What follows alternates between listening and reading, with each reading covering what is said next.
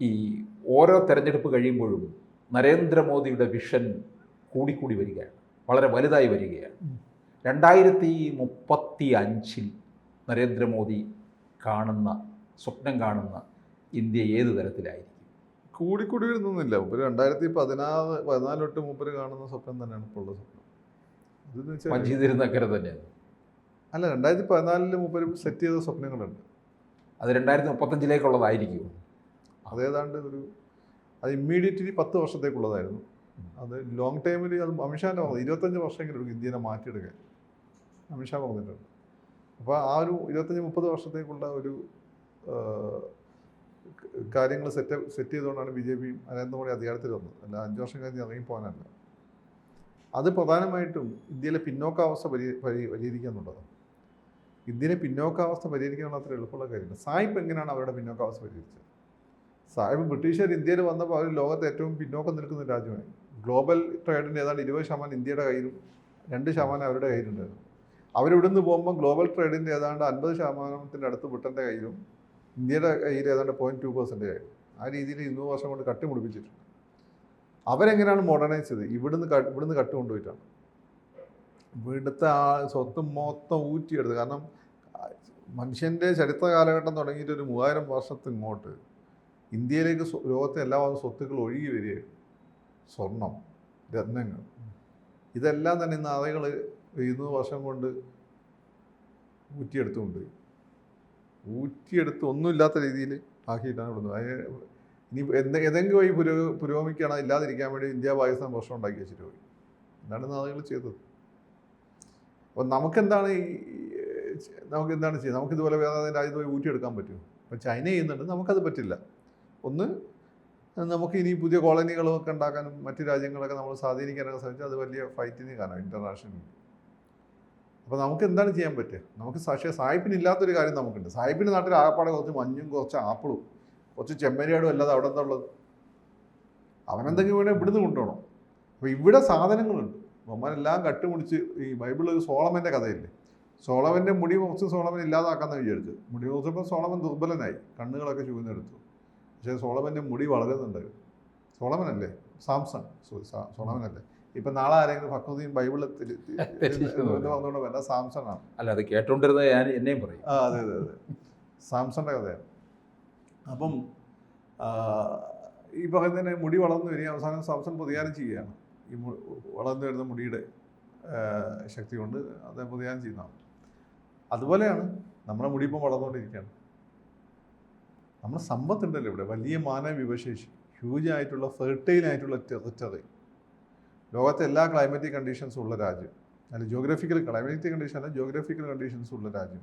മരുഭൂമിയുണ്ട്, കടൽത്തീരമുണ്ട്, മഞ്ഞുമലയുണ്ട്, പീഠഭൂമിയുണ്ട്, പർവ്വതങ്ങളുണ്ട്, കുന്നുകളുണ്ട്, plain land ഉണ്ട്, ഒരുപാട് നദികളുണ്ട്, അതൊക്കെ ഉള്ള രാജ്യം. അപ്പോൾ നമ്മൾ വലിയൊരു രാജ്യം.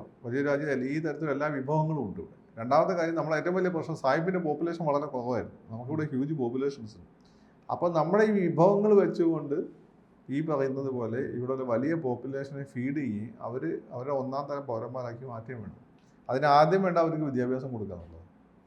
ഇപ്പം കോൺഗ്രസ് ഭരിച്ച 50 വർഷം കൊണ്ട് നമ്മുടെ സാക്ഷരതാ നിരക്കിൽ രാജ്യത്ത് 50% എത്തി എന്നുള്ള വലിയ കാര്യമാണ്. ബ്രിട്ടീഷുകാർ വിട്ടുപോകുമ്പോൾ 10% മറ്റായിരുന്നു, അത് 50% എത്തി. ഇനി എന്ത് ചെയ്യണം? 100% ആക്കണം. അത് നമ്മൾ യങ് കൺട്രിയാണ്. ഇപ്പോൾ AI വരുമ്പോൾ മനുഷ്യൻ്റെ വില എന്താണെന്ന് എന്നോട് ചോദിക്കരുത്. അങ്ങനെ ഈ പറയുന്നതിനൊന്നും അർത്ഥമില്ലാതായിരുന്നു ആവും. പിന്നെ AI മാത്രം മതിയാവും. AI മാറ്റി നിർത്തി പറയാം. അപ്പം വലിയ വിഭവശേഷിയുള്ള രാജ്യമാണ്. അപ്പോൾ നമ്മുടെ ഈ വിഭവങ്ങൾ നമ്മൾ ഓരോരുത്തർക്കും ഗുണം കിട്ടുന്ന രീതിയിൽ ബെൽജിയൊക്കെ ചെയ്യുന്ന പോലെ. പക്ഷേ ബെൽജിയത്തിൻ്റെ കാര്യത്തിൽ ഒരുപാട് വിഭവങ്ങൾ കുറച്ച് ആളുകളാണ്, and they are very much developed. അതുപോലെയല്ല നമ്മളെ കാര്യം, നമ്മൾ അണ്ടർ ഡെവലപ്ഡോ അല്ല ഡെവലപ്പിങ്ങുമാണ്. അപ്പോൾ ഇത് നമ്മൾ ഓരോ ഗ്രാമങ്ങളിൽ എത്തണം. അതാണ് മോഡി വളരെ ഗ്രാസ് റൂട്ടിൽ ആദ്യം വേണ്ടത് എന്താണ്? ടോയ്ലറ്റുകളാണ്. എല്ലാ വീടുകളിലും അടുക്കള എന്തെങ്കിലും രീതിയിലുണ്ടാവും. അത് പാചകം ചെയ്താൽ കഴിക്കാൻ പറ്റില്ലല്ലോ. ടോയ്ലറ്റ് ആളുകൾക്ക് രണ്ടാമത്തെ കാര്യമാണ്. അതെവിടെയെങ്കിലും പോയി ചെയ്യാന്നുള്ളതാണ്. അത് നമ്മൾ ശുചിത്വത്തെ ബാധിക്കുന്നു, ആരോഗ്യ പ്രശ്നങ്ങൾ ഉണ്ടാക്കുന്നു. നമ്മളിപ്പോഴും പ്രാകൃതരായി തന്നെ ജീവിക്കുന്നു. അപ്പം സത്യത്തിൽ നമുക്ക് അടുക്കളയെക്കാട്ടും വേണ്ടത് ടോയ്ലറ്റാണ്. ഭക്ഷണം കഴിച്ചില്ലെങ്കിൽ 2 ദിവസം നിൽക്കാൻ പറ്റും, ടോയ്ലറ്റ് പോകാതെ 1 ദിവസം നിൽക്കാൻ പറ്റും. അത് തിരിച്ചറിഞ്ഞ ആളായിരുന്നു ഗാന്ധിജി. പിന്നെ അത് തിരിച്ചറിഞ്ഞത് മോഡിയാണ്. മോഡി നമ്മൾ കളിയാക്കുമ്പോൾ അതാണ് ഒരു പ്രധാനപ്പെട്ട കാര്യം. രണ്ടാമത്തെ കാര്യം എന്ന് വെച്ചാൽ വീടുകളാണ്. ആവാസ് യോജന. ഒരു വീടുണ്ടാകുക എന്ന് വെച്ചാൽ ആത്മാഭിമാനത്തിൻ്റെ മാത്രം സെൽഫ് കോൺഫിഡൻസ് നൽകുന്ന കാര്യമാണ്. മോഡി അത് നടപ്പിലാക്കുന്നുണ്ട്. ആവാസ് യോജന വളരെ ഫാസ്റ്റായിട്ട് ചെയ്യുന്നുണ്ട്. മൂന്നാമത്തെ കാര്യം പാചകവാതകം. പല സ്ഥലത്തും വിറകോ ഒന്നുമില്ല. ഇപ്പോൾ ഉത്തരേന്ത്യയിലൊക്കെ, കേരളത്തിൽ നിങ്ങൾക്ക് പ്രശ്നമൊന്നുമില്ല, തെങ്ങിൻ്റെ വത്തൽ ഉപയോഗിച്ച് നമ്മളെ വീട്ടിലൊക്കെ പണ്ട് അങ്ങനെയല്ല ചെയ്തുകൊണ്ടിരുന്നു. ഉത്തരേന്ത്യയിൽ ഈ വിറകില്ല, പല സ്ഥലത്തും ഭൂഷണമായി കിടക്കുകയാണ്. അവിടെ ഗ്യാസ് സിലിണ്ടർ വേണം. അപ്പോൾ അവിടെയാണ് മോദി ആദ്യം ഒരു ഫ്രീ ആയിട്ട് ഒരു ഗ്യാസ് സിലിണ്ടർ കൊടുത്ത് ആളുകൾ പഠിപ്പിച്ചു.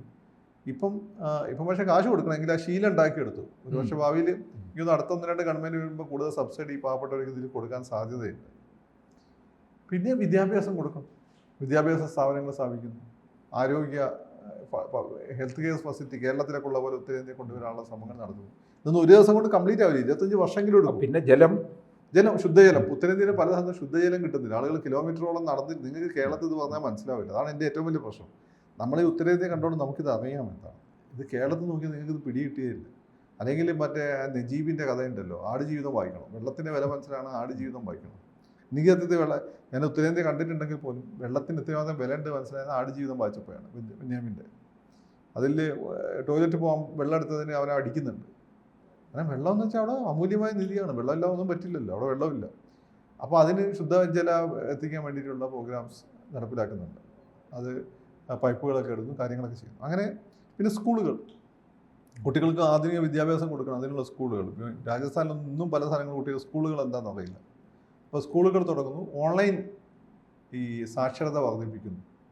അതുകൊണ്ട് തന്നെയാണ് ഈ ഓൺലൈൻ എന്താണ് ഇതുണ്ടല്ലോ, സെല്ലുലാർ പിന്നെ എന്താണ് മാർക്കറ്റിന് അദ്ദേഹം ഇത്രമാത്രം ഇമ്പോർട്ടൻസ് കൊടുക്കുന്നത്. ജിയോക്കൊക്കെ ഇത്രമാത്രം ഇമ്പോർട്ടൻസ് കൊടുക്കാൻ ഒരു പ്രധാനപ്പെട്ട കാരണം അതാണ്. അന്ന് ഇത് പെനിട്രേറ്റ് ചെയ്യണം. അപ്പോൾ പല ക്ലാസ്സുകളും പുതിയ പിള്ളേർക്ക് ഓൺലൈനായിട്ട് കൊടുക്കാൻ പറ്റും. മാസമായിട്ട് എഡ്യൂക്കേഷൻ കൊടുക്കാൻ പറ്റും. മൂച്ച് പോലെയുള്ള പ്രോഗ്രാംസ് ഒക്കെ നടപ്പിലാക്കി കഴിഞ്ഞു ഓൾറെഡി. അപ്പോൾ ഇങ്ങനെ ഗ്രാസ് റൂട്ട് ലെവലിൽ ഇന്ത്യനെ വളർത്തി, അതാണ് വേണ്ടത്. താഴെ തട്ടുന്ന വളർത്തിക്കൊണ്ടുവരണം. നിങ്ങൾ ഫ്രീബീസ് കൊടുത്തുകൊണ്ട് മാത്രം കാര്യമല്ല. മീൻ പിടിച്ചു കൊടുക്കല്ല, മീൻ പിടിക്കാൻ പഠിപ്പിക്കുകയാണ് വേണ്ടത്. ബാക്കി മറ്റവൻ പിടിച്ചു കൊടുക്കും. അല്ല, നിങ്ങളെ ദിവസം പരൽമീനെ പിടിച്ചെടുത്തൊരു കാര്യമല്ല. അതാണ് പലരും രാഷ്ട്രീയക്കാർ ഇവിടെ ചെയ്തുകൊണ്ടിരുന്നത്. CPM കേരളത്തിൽ ചെയ്തതല്ലേ, അവർ മീൻ പിടിക്കാൻ പഠിപ്പിച്ചു മലയാളികൾ. സമരങ്ങളൊക്കെ ഉണ്ടായിരുന്നു, പക്ഷേ വിദ്യാഭ്യാസം കൊടുത്ത് സജ്ജരാക്കി ലോകത്തിൻ്റെ 4 ഭാഗത്തേക്കും വിട്ടു. CPM മാത്രമല്ല, കോൺഗ്രസ്, ഇവിടെയുള്ള രാജാക്കന്മാർ, മിഷണറീസ്, ഇവർക്ക് അതിന് വലിയ പങ്കുണ്ട്. ഉത്തരേന്ത്യയിൽ ഈ പ്രോസസ്സ് നടന്നിട്ടില്ല. പക്ഷേ ഇവിടെ ഇടതുപക്ഷ ഗവൺമെൻറ്റുകളൊക്കെ ഇപ്പം ഇവിടെ ചെയ്ത കാര്യം, അന്ന് 50 വർഷം മുമ്പ് ഇവിടെ ചെയ്ത കാര്യങ്ങൾ ഇപ്പം മോഡി അവിടെ ചെയ്യാൻ പോവുകയാണ്. അങ്ങനെയാണ് 1900 നമ്മളെ 1900 എന്നല്ലേ പറഞ്ഞു തുടങ്ങി. അതെ. ഈ 2035 ആകുമ്പോഴേക്ക് ഇന്ത്യനെ ഡെവലപ്ഡ് നാഷൻ ആക്കുക. GDP ഒരു എന്താണ് ഒരു 10 ട്രില്യൺ GDP-യിലേക്ക് കൊണ്ടുവരിക. ഇതൊക്കെയാണ് മോഡിയുടെ പ്ലാൻ. അപ്പോൾ ഈ 2014 തുടങ്ങിയ ഒരു വിഷനാണല്ലോ ഇത്. അപ്പോൾ അത് ഈ ഒരു 10 വർഷത്തേക്കാണെന്ന് പറയുന്നു. പക്ഷേ അത് കാലത്തിനനുസരിച്ച് പിന്നെയും ഇപ്പം പുതിയൊരു വന്ന മറ്റേ AI-യുടെ സാധ്യതകൾ കൂടുതൽ ഉപയോഗപ്പെടുത്തുകയും അത് നേരുന്ന ഭീഷണികൾ പഠിക്കുകയൊക്കെ ചെയ്യുന്നുണ്ട്. പിന്നെ ഈ സുരേഷ് ഗോപിയൊക്കെ പറയുന്ന അനുസരിച്ചാണ് മോഡി പണിയെടുത്തിട്ട് ഇവരെ പോലും ഓടിക്കുകയാണ്. മോഡി സ്വയം പണിയെടുക്കുക. എങ്ങനെ ഞാൻ കേട്ടത് 6 മണിക്ക് ഓഫീസിൽ വരികയും 8 മണിക്ക് തിരിച്ചു പോവുകയും ചെയ്യുന്നത്. ബ്രഹ്മചാരിയാണല്ലോ, കുടുംബം കുട്ടികളും ഇല്ലല്ലോ. സുരേഷ് ഗോപിയും കുര്യനും ഉൾപ്പെടെയുള്ള ആളുകൾക്ക് ഇതേ പണി കിട്ടിക്കൊണ്ടിരിക്കുക എന്നാണ് കേട്ടത്. ഒരു ഫുൾ ടൈം ഫീൽഡിലാണ്. ഇന്ന് കാശ്മീരാണ്, നല്ല മണിപ്പൂർ. അവിടെ പോവുക, അവിടെ ക്വസ്റ്റ്യൻസ് ഉണ്ട്, അതൊക്കെ ചോദിക്കുക, കണക്കെടുക്കുക, വൈകുന്നേരം ആഴ്ചയിൽ ഇങ്ങനെ റിപ്പോർട്ട് കൊടുക്കുക. മോഡീൻ്റെ മന്ത്രിസഭയിൽ ഇരിക്കുക എന്ന് പറഞ്ഞാൽ എളുപ്പമുള്ള കാര്യമില്ല എന്ന് അവരൊക്കെ പറയുന്നത്. അപ്പം ആ രീതി അങ്ങനെ പണിയെടുപ്പിക്കുന്നുണ്ട്. അത് തന്നെയാണ് രാജ്യത്തിന് ആവശ്യം. വികസിത ഇന്ത്യയാണ് എല്ലാ അർത്ഥത്തിലും. വെറുതെ ഡയലോഗ്സ് അല്ല, വികസിത ഇന്ത്യയാണ് ലക്ഷ്യം. അപ്പം അതിൻ്റെ ഇടയിൽ ഈ പറയുന്ന ഹിന്ദു മുസ്ലിം പ്രശ്നം അദ്ദേഹം എങ്ങനെ നേരിടുന്നതാണ് നോക്കിക്കൊണ്ടിരിക്കുന്നത്. അതും കൂടി ഒരു ക്ലാരിറ്റി വരേണ്ടതാണ്. കൂടുതൽ വാർത്തകളും വിശേഷങ്ങളും നിങ്ങളിലേക്ക് എത്താൻ ABC മലയാളം സബ്സ്ക്രൈബ് ചെയ്യുക, ബെൽ ബട്ടണും അമർത്തുക.